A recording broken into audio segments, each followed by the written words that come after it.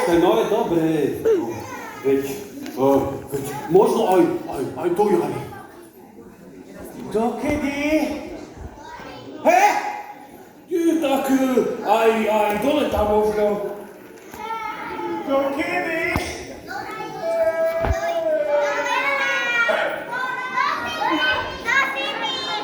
Do ničoho. Do vás.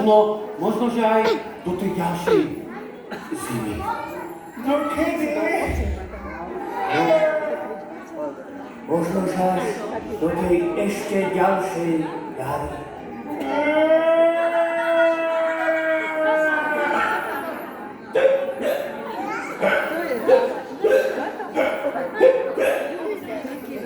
Ale dobre, veď už prestaňme čakať, dobre?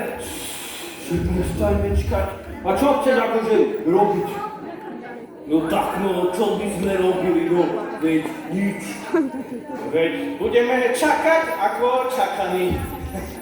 Ale poď. Čakaní? Co? Veď čakaní tie malé modré kvítky. Videl som v lete. Jaj, čakánky! Že čakaní, to je trúbelín, veď čakaní, tie sú predsa na kopanie, také ako majú trpaslíci.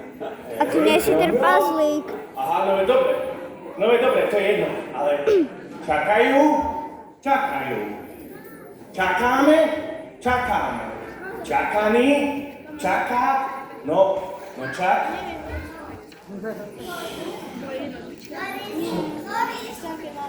No, tak ja budem teda čakať ako čakám, ak sa nehnevá.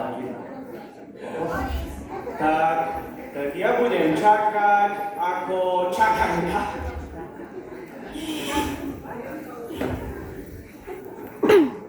No, čo to? No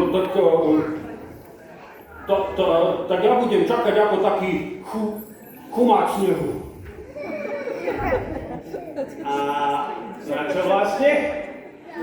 Na čo? Na čo čakám? Prosím, Na Mikuláš. Na koho? že na čo čakáme?